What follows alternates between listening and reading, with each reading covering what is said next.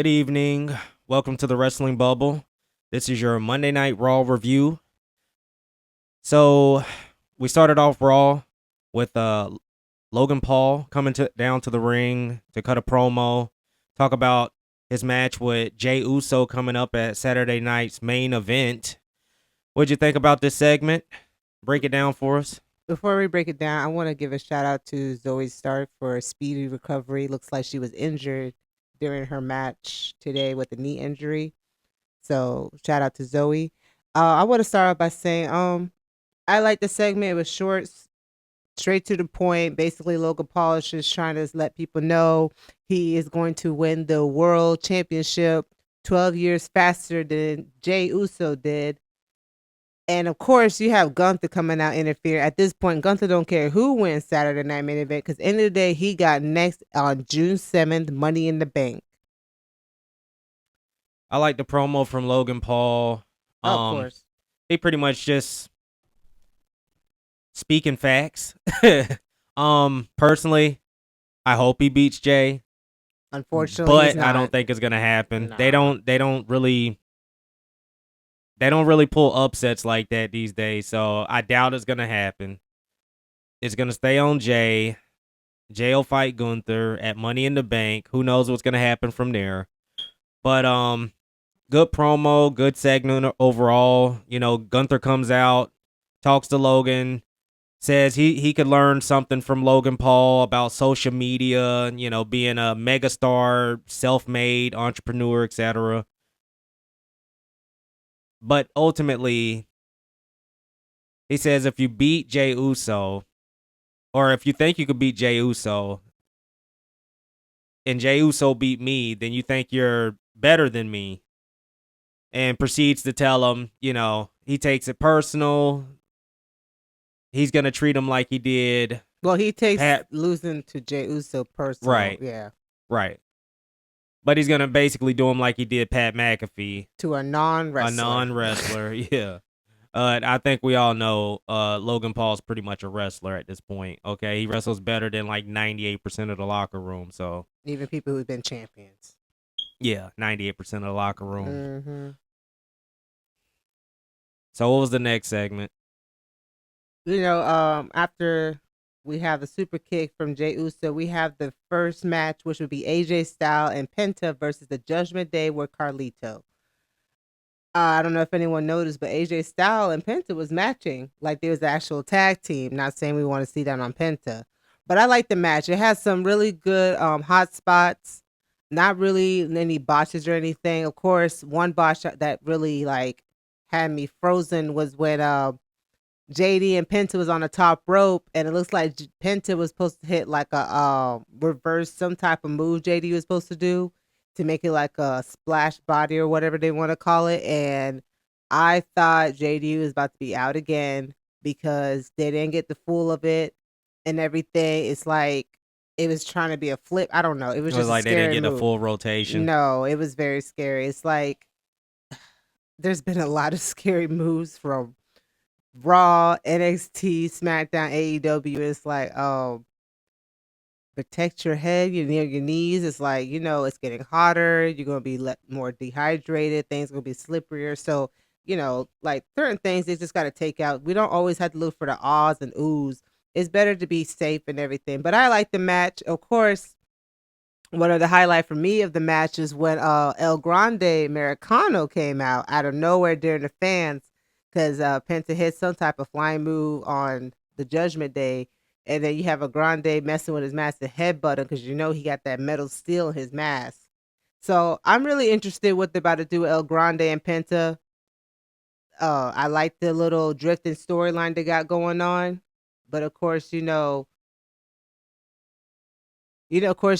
have that going on. So it's a slow build, but I'm looking forward into it. So of course, Judgment Day with the pinfall win, and Ashley was pretty shocked that the Judgment Day won. Yeah, it goes back to what I said on the last video that we made. If you cannot do the move correct, maybe you shouldn't be doing the move in the first place. No.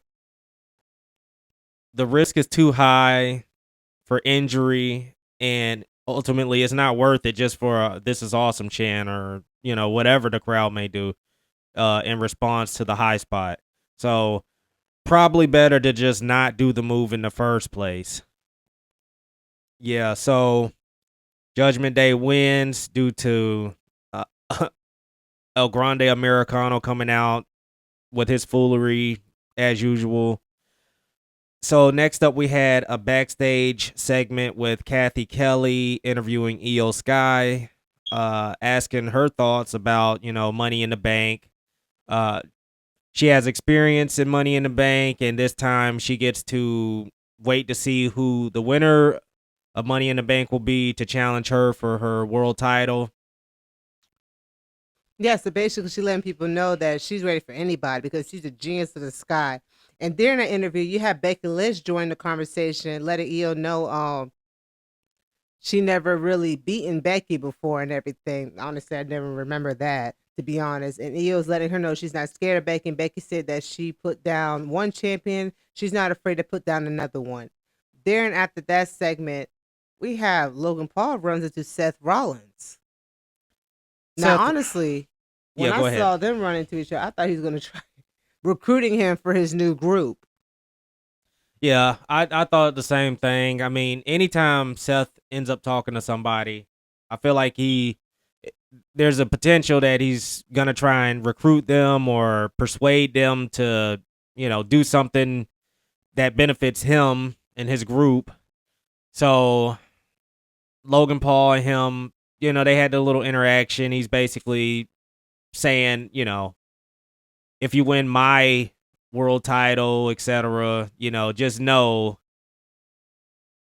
basically you'll have me to thank for it. Right. You know. Because he's But going to be taking, basically, he's hinting that Bron Breakker is going to be taking care of Jey Uso later on tonight. So we also have the first for Raw Money in the Bank qualifier match. We have Becky Lynch versus Roxanne Perez as she debuts. She's officially signed to Raw versus Natalia, which we haven't seen forever. And honestly, I like the match. Roxanne debut.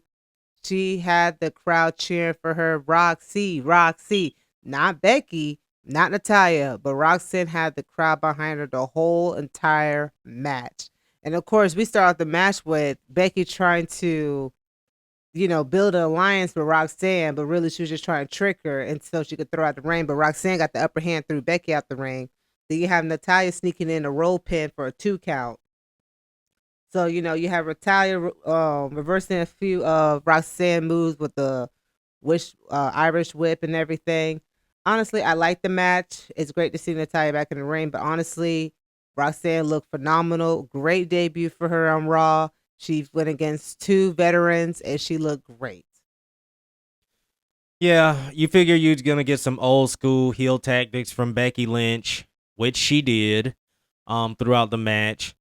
And you got Natalia, the veteran, who pretty much looked flawless in the match.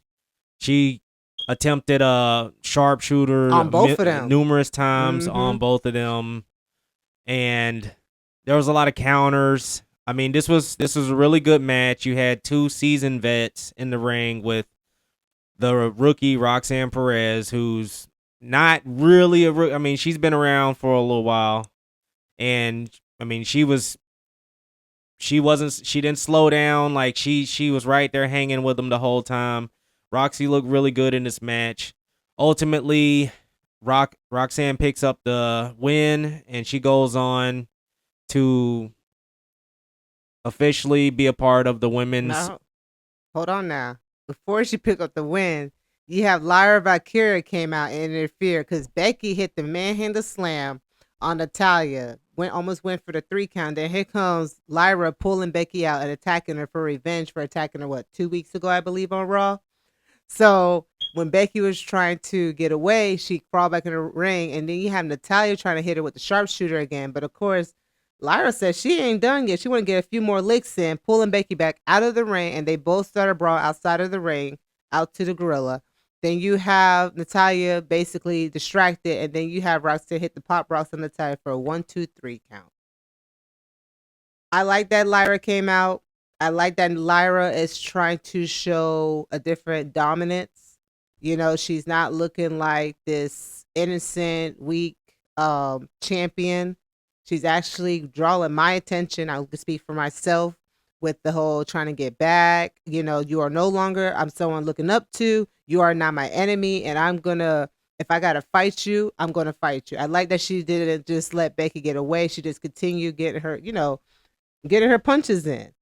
I wouldn't say that she's showing dominance. More like she's just being more aggressive. Yeah, aggressive. She's just kind of meeting Becky 100% of the way. Like, okay, you want to play dirty, you want to jump people. Yeah. I can do the same thing. So yeah, it's just a more aggressive side to Lyra Valkyria, which is greatly needed because she needs something to spice up her title reign and her character overall, etc. So this is good for her. It will appear that the feud is going to continue, so we'll probably get a match between them at Money in the Bank. Possibly, I could see that. If not Money in the Bank, probably SummerSlam, but it's probably Money in the Bank right now.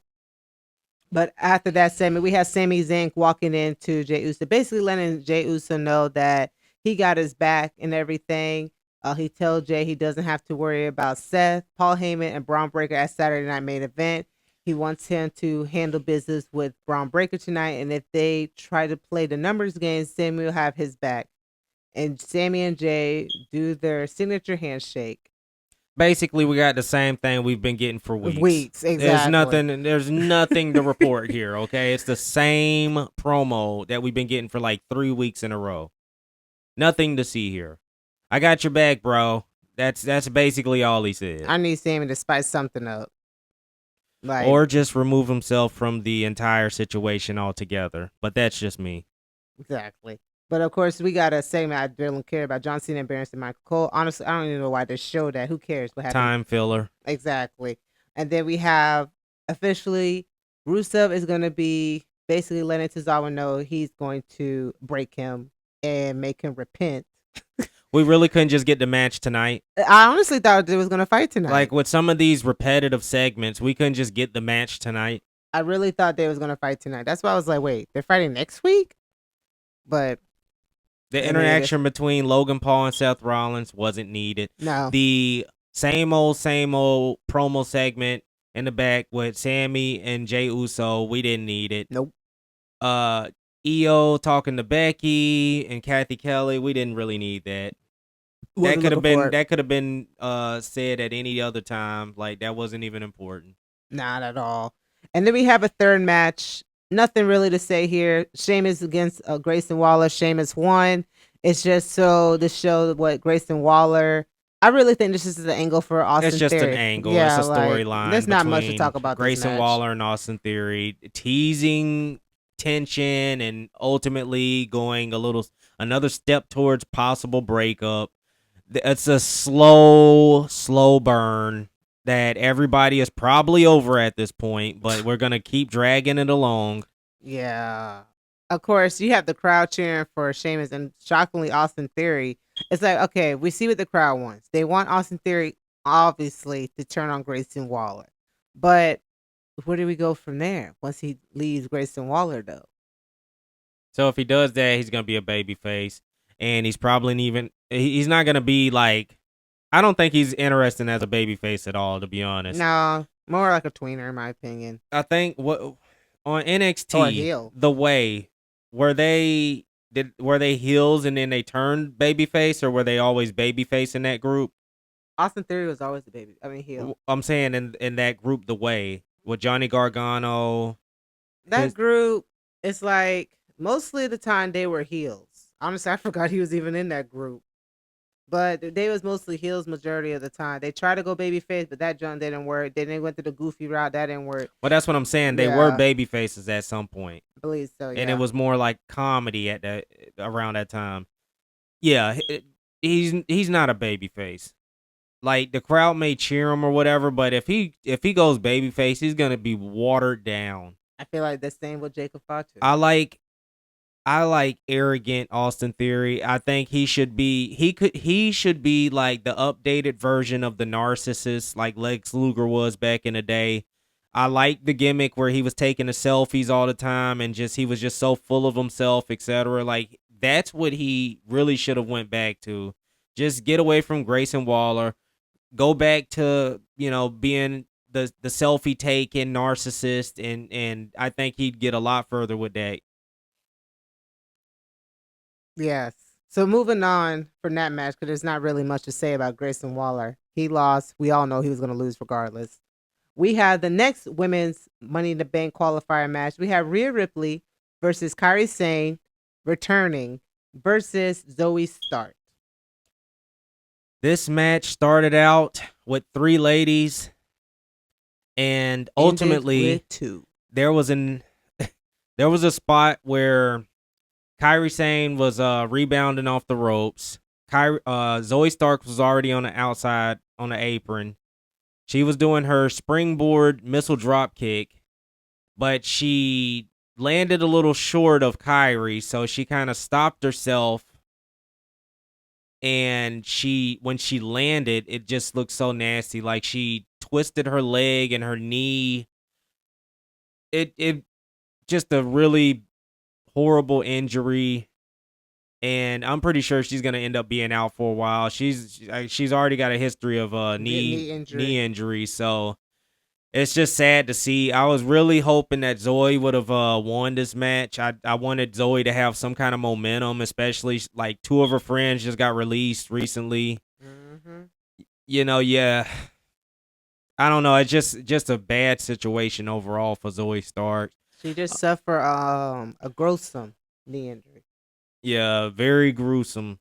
Yeah. But so the match ends up continuing as a 1-on-1 match between Rhea Ripley and Kairi Sane. Ultimately, Rhea Ripley picks up the win. With a return, you have to wonder. Kairi Sane. Yeah, you have to wonder if the match would have turned out different had Zoey not gotten injured. Yeah, that is a good question, because it's like, dang. Bron, I feel sorry for Kairi Sane because she literally just came back.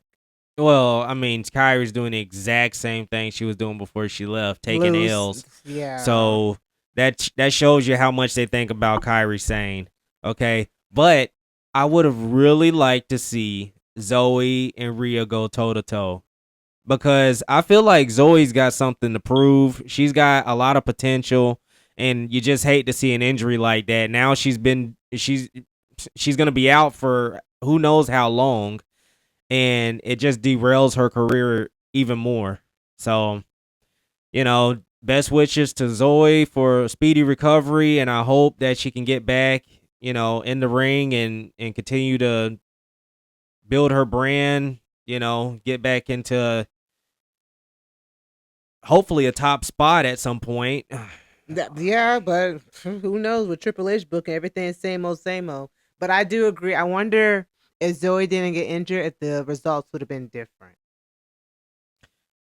Well, I guess we'll never know. Never will know. But one of my favorite segment was the Judgment Day, was celebrating how they beat AJ Styles and Penta. And then Finn Balor decided to bring a special guest, actually, which honestly turned heads for me. Because I know there's been rumors, people are like, oh, Liv Morgan's getting replaced, not replaced, but being replaced in the Judgment Day. But who would have thought Finn Balor invited Roxanne Perez to their clubhouse? Now, I never heard that Liv was getting replaced, but I did hear that Roxanne was going to be added to the Judgment Day. That's the only thing I heard. And that's exactly what we got on Raw. Finn introduces Roxanne to, the members of the Judgment Day minus Liv, because, she's off shooting a movie or whatever. Mm-hmm. And she ends up bringing them gifts. She gives Dominic a box full of chicken tendies, and she got Carlito an apple. Mm-hmm. And what's her name? Raquel Rodriguez immediately slaps the apple out of Carlito's hand. Talking about, we met now you can leave. Now, and then Carlito pulls another apple out and starts eating it. What's crazy, which will be really funny, because, all these storylines been rinse and repeat at this point. When Roxanne left, you could see Dominic was showing a little attention to Roxanne. Yeah, he was happy. He's like, he likes the fact that she brought them gifts, and he's like, she's not so bad after all. Like, that's kind of the look he was given. Like, this might actually work out for all of us. And Raquel's thinking, oh, wait till Liv hears about And this. Finn Balor said, and I cannot wait. Because Finn, regardless, Liv might be sneaky, but let's be honest, Finn is always 2 steps ahead. Yeah. Like, what is he really up to? Why is the angle of bringing Roxanne in? Is her job is to just start doing distractions, and then sooner or later Dominic's gonna lose the belt, and then slowly break up Liv and Dominic? Who knows? Raquel, she's gonna be playing like keeping an eye on Roxanne at all times, because you know what comes around goes around. Remember, Liv did the same thing to Rhea Ripley in a way when Rhea Ripley was out for a while. Came back, everything was different. At some point, we got a backstage segment with Adam Pearce, Chad Gable, Ivy Now, Akira Tozawa, and Maxine Dupree.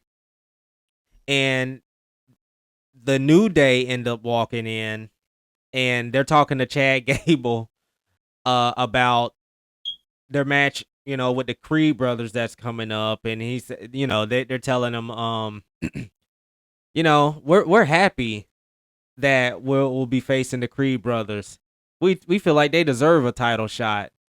Nothing personal, no disrespect, but we're gonna beat them, But we're just glad that it's not the War Raiders, right? And that's something they all agreed on or whatever. And I mean, it's just like a little short segment, just so that Chad and Gable can talk a little trash to Akira Tozawa, and so that we can all be reminded that they have beef, they have history, etc. So who knows if they're gonna kind of jump back to that storyline eventually. Now I don't know how this happened, but the War Raiders is added into the tag team title championship match. So now it's a triple threat. Oh my gosh. And I swear to God, if they win the belt, there goes the tag team division. They are boring. I don't care if they change themselves from the Viking Raiders to the War Raiders. It's the same thing. Boring. They're not interesting when they cut the promo when they're coming back, and they're not interesting when they're in the ring. I literally want to flip the channel when they come on. Like, boring. What did Ross said all day today? Thank God for the New Day. Yes, thank God for the New Day, because since they won the title, yes, they haven't wrestled as much, but they've been more interesting than the War Raiders, in my opinion. Anybody and everybody is more interesting than the War Raiders. They should have stayed the Viking Raiders, but that's another topic for another day. So next up, we have the main event, and that would be Jey Uso versus Bron Breakker. And this was a non-title match, right? Yes. Yeah. Okay. So we get, I don't know, like, did you like this match? No, didn't care for it. Yeah, this was a nothing match. This felt so formulaic. There was nothing special about this match. And that brings me back to a point that I made before. They are wasting Bron Breakker. Yep. Big time. They are wasting Bron Breakker. They got him in this nothing group, doing nothing, just standing there looking intimidating, barking, okay? There's so much you can do with Bron Breakker, but instead, he's just kind of another person involved in this whole mess of a storyline. I don't, like, to be honest, there's really no storyline here. This is just really something for Jey Uso to do, something for Seth Rollins to do, and heck, we got CM Punk sitting around. Let's throw him in too. Why isn't Drew McIntyre involved in something like this? I mean, he was the bloodline hunter or whatever. Well, they changed that story real quick. That's what I'm saying, though. It's like, this just came out of nowhere. It means nothing. They only changed it because when Damian Priest came to SmackDown, he was getting no reaction, no nothing from the crowd. So it's like, why not throw Damian? I'm sorry.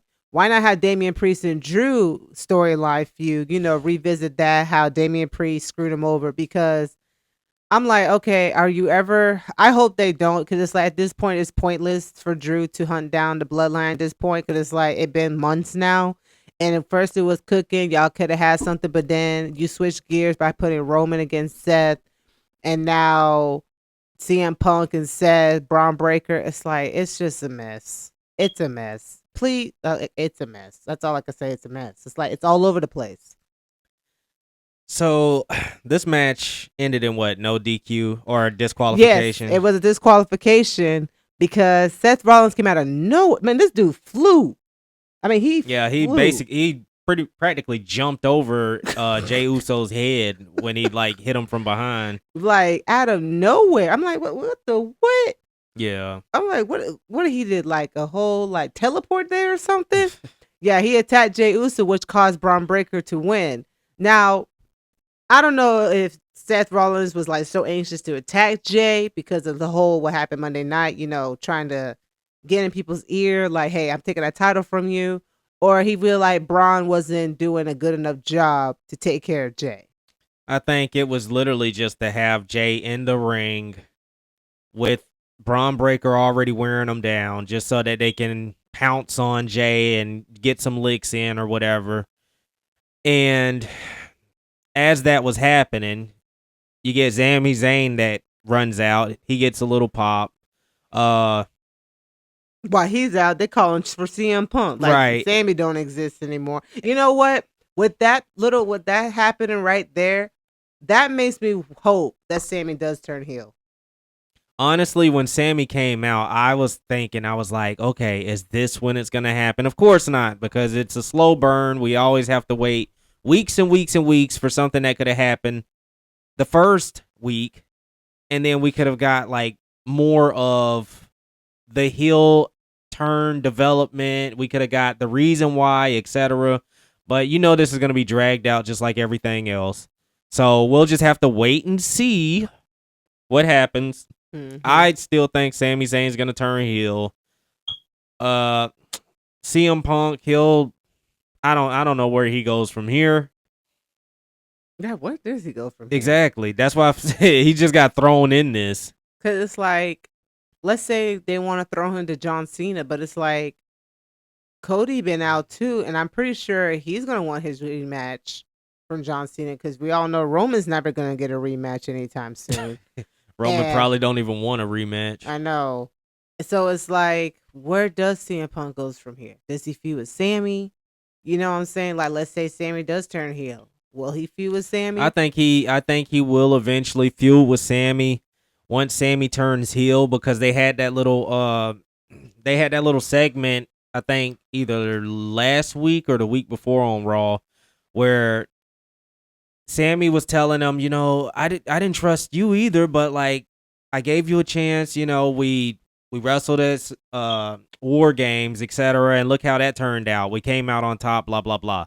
I think it'll be a callback to that conversation, and that's how you'll get the feud between CM Punk and Sami Zayn. I should have never trusted you in the first place. I knew you were a rat, blah blah blah. You know what I mean? Mm-hmm. CM Punk will tear him down, and Sammy will be sneaky and do his thing.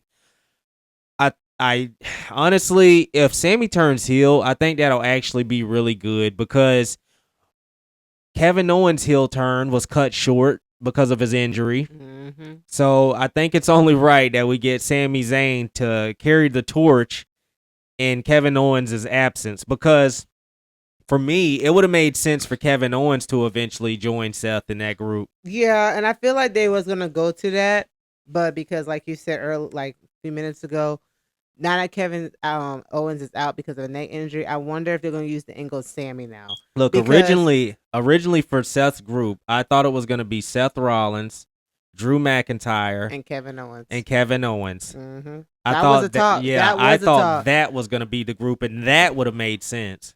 And I'm starting to see why they probably switch angles, because like if they do that, what do you do with CM Punk? Because I think the whole thing was they want CM Punk to also feud with Roman. That's why I say everything is just a mess.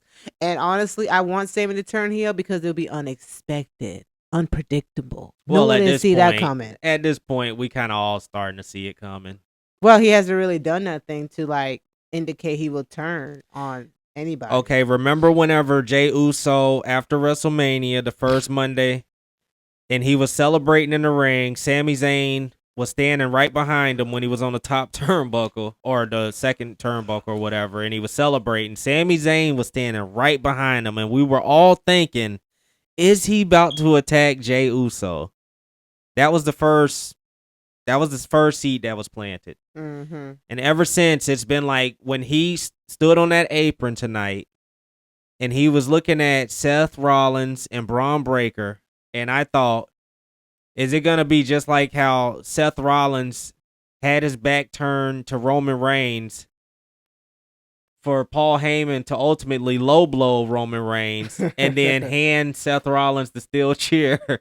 And I thought we were going to get something similar to that where Seth and Bron Breakker are staring at Sammy, and then Sammy enters the ring, proceeds to walk past them, and starts stomping on Jey Uso, and then they all join in. You know what I mean? I figured we were going to get something like that, which would have been great, because I feel like this episode could have used something like that, and then that would have got everybody talking. That would have had everybody ready to be locked in for next week's episode of Monday Night Raw, but we didn't really get that. We just got like the brawl. Same old. We got the brawl. Same old.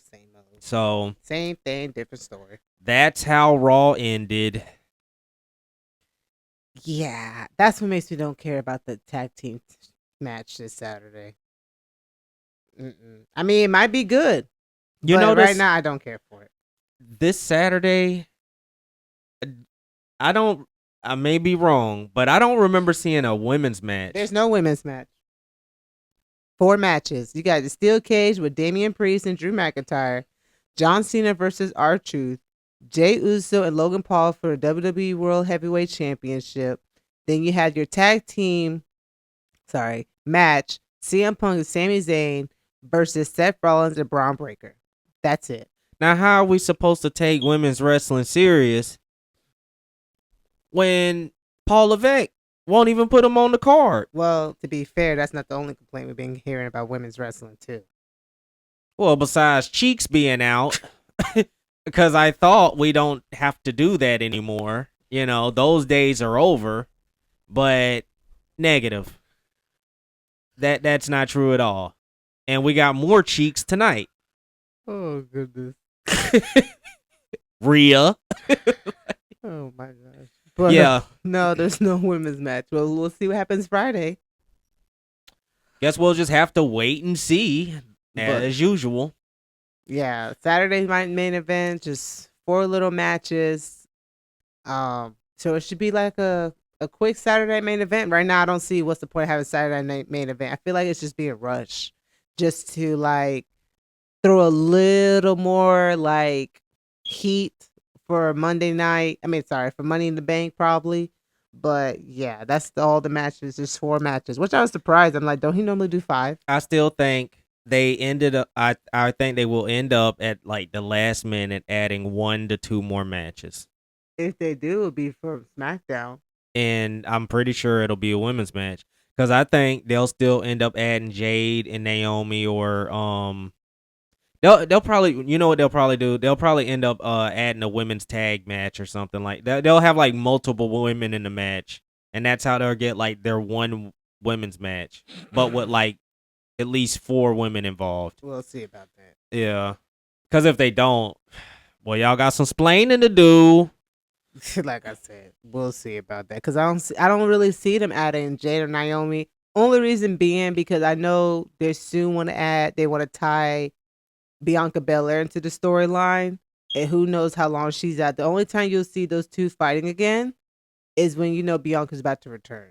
Well, they're already stalling. So yeah, that's what I'm saying. I they're could stalling see for Bianca. Yeah, that's what I'm saying. So I could see them having this match just continue the rivalry or whatever, but like ultimately it'll just be a placeholder. Like they're just prolonging it. They're trying to drag it out as long as they can until Bianca comes back. Mm-hmm. So just having Well, if they don't have it at Saturday night's main event, they'll probably just wait until Money in the Bank. Or SummerSlam. No, Money in the Bank if Bianca's back by then, and then a match in SummerSlam. I would like to see Jade try to go against Tiffany Stratton for the women's championship, right? And then out of nowhere, Bianca, like, no, Naomi attacks Jade. Bianca comes out thinking she was going to save Jade, but really, She joins in the Bianca, beatdown. yeah. Yeah. I mean, I hope something like that happens because for one, it's too soon for Jade to even go after any title Heck because we yes. see how green she still is. Okay, so but I mean, she's gotten a little bit better, but she's still green. Okay, so she needs more reps first, and that's all there is to it when it comes to her going for any title. Okay, and I don't know, like Jade versus Tiffany, that's just a botch fest waiting to happen. No, of course, but I'm just saying, like, to somehow tween Right, Bianca right. in They get there. Bianca for the heel turn or whatever. Mm-hmm. Yeah, I mean, it's gonna have to be either Jade in a match where Naomi gets involved in the same scenario that you was talking about, or it's gonna end up being like Naomi versus Jade, and then Bianca come out acting like she's showing support for Jade on the outside, and then when the right moment happens, that's when she like sneak attacks Jade, and Jade's wondering, "Oh, what are you doing?" And Bianca's Mm-hmm. like, "It was me all along." You know what I mean? So I don't know. We could only hope that's the direction they're going in. Yeah, spice things up a little bit. That's all I got to say about Raw. Raw was okay, sure. Not much to really be like, oh my gosh, I can't wait for Saturday main event, in my opinion. Like I said, the only thing I wish Zoe started speedy recovery because that was a crazy, nasty looking landing that she did. Especially she hasn't been on TV for like a month or Yeah, whatever. she already wasn't on TV for a while, and Right. now she's gonna be off even longer. Jesus Christ. And then congrats on Roxanne for making it in the money bank. Honestly, I hope she wins the whole thing. I would like to see Roxanne in the bank. I mean, I pretty much see that happening. She was like, she got the record for Royal Rumble being in the longest, etc. Yeah. So you can already see they're about to strap the rocket on Roxanne. She's a part of the Judgment Day now, which puts her close to Well, part of Liv, it, but not part of right? it. Yeah. Unofficially, but like she's gonna be involved with the group that's on TV every week. Mm-hmm. Okay, Yeah, yeah. then you got Liv, who's like on Raw, like pretty much the hottest, female on the roster besides Rhea. Mm-hmm. Which, mind you, that feud Liv carried. But Most definitely. yeah. So that gives Roxanne an opportunity to interact with Liv, which is gonna be great because Roxanne's great, and like everybody else, like if you've never seen Roxanne from NXT or anything, like she's gonna shine on the main roster. She's gonna bring some intensity to the main roster that's much needed in the She's women's gonna also division. bring some drama. Yeah, I like how exactly. she almost like what Liv did, like, oh, just cause y'all, like she told Bailey one time, y'all gonna end up fighting each other one day, like what Liv did with Jade and Bianca. But now Roxanne's gonna bring in some real why she gonna show them why she's called the prodigy. Point blank period. Finn Balor did a great job finding Roxanne as a helper. As they said Roxanne pretty much is gonna be doing. Which means she's probably gonna start helping next week.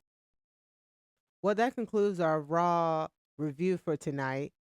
And then thank you for listening. Thank you for tuning in to the TWB. And let us know what you think about Raw tonight. Like, was it dull? Do you like how it started? Do you see any potential storylines? What's your opinion of Roxanne possibly mixing in with the Judgment Day storyline?